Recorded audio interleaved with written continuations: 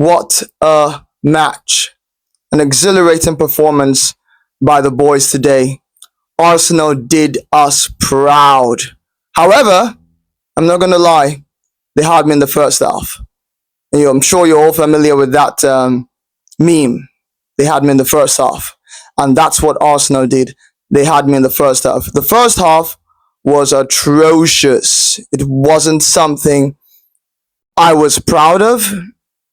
However, we did have some good opportunities to win, to score in the match. Gyökeres missed a header, missed another one, which he should be hitting on target. No excuses. And we had a few hairy moments with Watkins missing a gilt-edged opportunity. And that first half was exhausting, really. I was screaming and tearing my little bored head out, at the end of the first half. But good for us, we started the second half and with a zip. We got the goal. Big Gabriel with the header and Martinez. Oh geez, that prick has been a thorn in our flesh. Martinez. I was glad that goal came through him somewhat. It was somewhat a bit of a fortune, but Gabriel was always there to give us the goal and set piece. And set piece FC, ole ole, we're back on it. But what happened to Aston Villa after? We got the goal, and in no time at all, Zubimendi with a brilliant goal. Now, you look at the pass from Odegaard, that was exquisite. That was all Odegaard, pressing high, winning the ball up, and giving the ball to Zubimendi to score. And that set the tone of the match. We already knew, at that point I knew that we're definitely going to go home with 3 points. My nervousness in the first half, my annoyance with the performance in the first half was disappeared in a puff of smoke. And what happened? We kept on piling the pressure. And one thing I like about Arsenal is once we get that 2 goals, you can see teams starting to come out. So even Villa had the audacity, the little annoying shit, had the annoying audacity to come out and press us. And what happened? Beautiful football. Broke the press and Trossard with a curler into the net. God, I screamed my lungs out because I knew at that point there was no coming back. So that was a very, very beautiful goal. Got a bit of a scramble, and the bloody VAR took so long to try and disallow that goal. They were looking for every reason, every angle. They looked at the first offside, they looked at the second offside, but no way through as yet. And they gave the goal, and I knew that more was coming. And more did come. Not long after, 10 minutes later, Gabriel Jesus scores almost a similar goal with Trossard. He curled it in first time. Beautiful football. And 4-0. 4-0 to the Arsenal. And my word, I was overjoyed. I couldn't help my emotions. They were all over the place. I was planning all the heat I was going to give rivals on Twitter.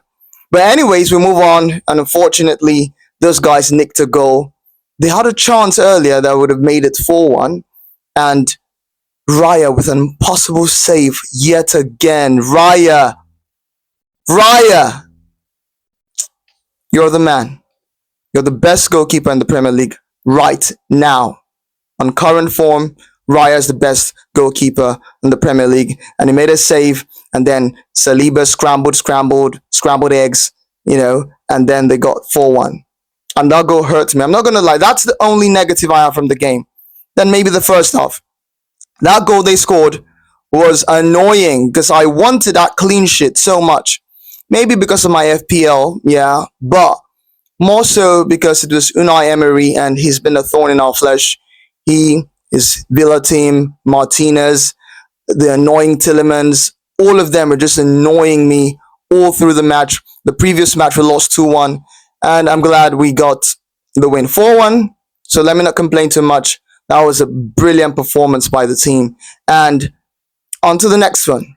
But before I go, I need to give a couple of shout out to a few players who did excellently well. Firstly, Martin Odegaard, Captain Fantastic.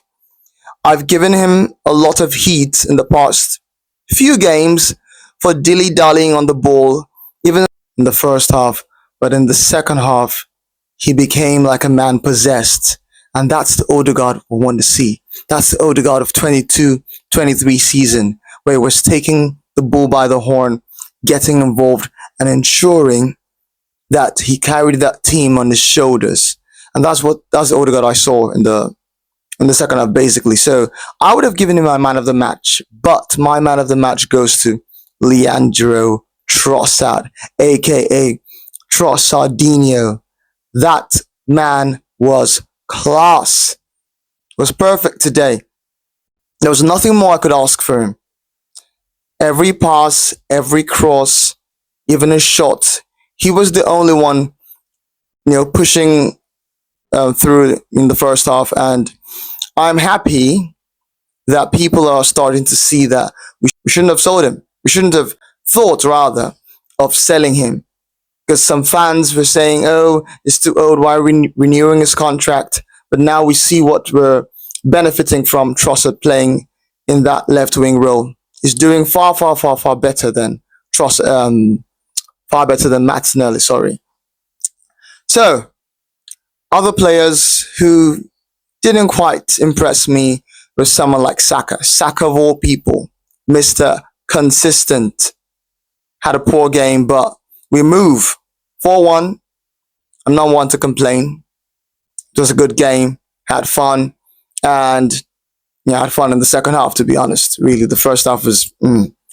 Anyway, so we move on. Timber was good, as usual. Solid. Gabriel, rock solid. And if you noticed, when he left the match, that's when they scored. That's when we Gabriel, Big Gabby makes me happy, and I was happy.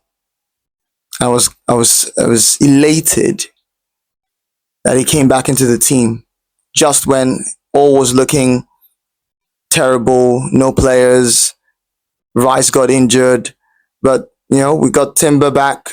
We've got Rice waiting on the wings. 2 weeks, he'll be back. We move on. So that's my match reaction. Let me know how you felt in the comment section. The first half, I want to know how you felt in the first half. That first half is very important. Tell me how you felt in the first half in the comment section. Keep your eyes glued to this page, because we'll be bringing you lots and lots of match reactions, logical analysis on Arsenal and anything Arsenal. There's no bias here, no agenda. I tell it as it is, logically speaking. So I'm the Logical Gooner. See you in my next match. I'm going to give a preview of our match against Bournemouth over the weekend. So stay tuned and look out for the analysis. Subscribe to my channel, Logical Gooner. The one and only Logical Gooner. The one who's going to give you logical insights. No bias, no agenda, no hatred. However, there is a catch.